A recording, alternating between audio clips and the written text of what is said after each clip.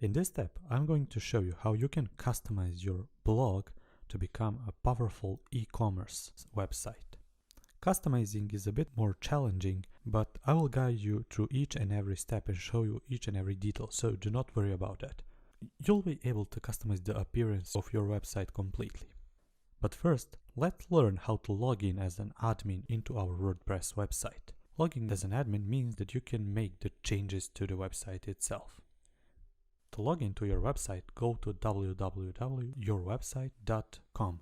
If you do not have a .com suffix, just enter whatever suffix you have, .co, .info or biz, whatever it is. So it is yourwebsite.com/wp-admin. Click enter. The wp-admin is the default login page of WordPress. You'll now see the login form. In the first field, obviously, you need to enter your username or email address. If you do not remember these credentials, you have them in your Siteground ticket. Enter your username or email address, the password, and click Login. What you're seeing now is the back end of your website. It will take a little bit of time to learn how to navigate through it, so let me cover some of the basics. On top, you have the dashboard tooltip. Here you can do most basic stuff from reading the comments through adding posts, pictures, media, pages, products, and so on. The most important thing you have to remember is that on wp-admin, you'll see this sidebar menu here, and this is where all the important navigation is.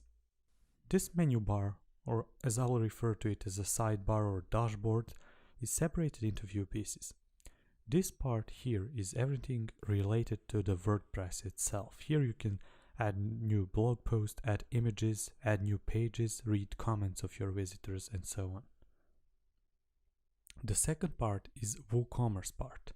Here you can basically manage your orders, coupons, see the store reporting, and also change the basic settings of the WordPress and your store. The Appearance tab has everything related to the website design, including the theme, color customization, and more. The plugins will add the functionality to your website. There are pre-written pieces of code which add certain function to your website. I will show you how to use plugins later on. I know that this might look a bit overwhelming at first, but do not worry. On the back end, you'll do all the changes. You just need to get used to it. Now that you see how the back end works, let's now install a WordPress theme. The WordPress theme is just a design of your website. There are plenty of free and premium themes out there, and WordPress has a directory with all of those themes listed. Premium themes can be found on the website like Theme Forest and others. My recommendation is that you start with a free theme called Storefront, which we will use in this tutorial. Storefront is a theme created by the WooCommerce team. It's free and it allows very basic features which will satisfy most of the owners.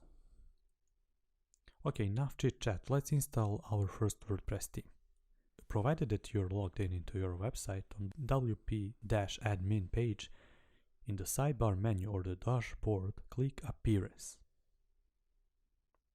Click Add New Theme by clicking the Add New button or the plus sign here. They both have the same function. In the Search Theme search box, enter Storefront and press Enter. When you see the Storefront theme, click Install. After installing has been finished, do not navigate from this page. Just wait for a second and click Activate to activate the theme. We now activated the theme and completely changed the design of our website.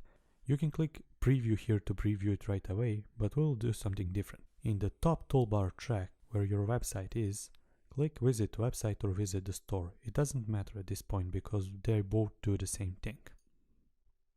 As you can see now, our website looks much better. It now looks like a e-commerce store. The design is now much cleaner, but do not worry, we'll customize it even further. Also, our hosting has imported some or created some demo content and added demo images to showcase us how our web store will look. If you do not have this demo content, do not worry, we will delete it anyways. Before we spice things up and customize our store even further, we need to remove this demo content. It was useful for us to preview how our website will work, but now we need to remove everything from there. So in the next video, I'll show you how to remove your demo content.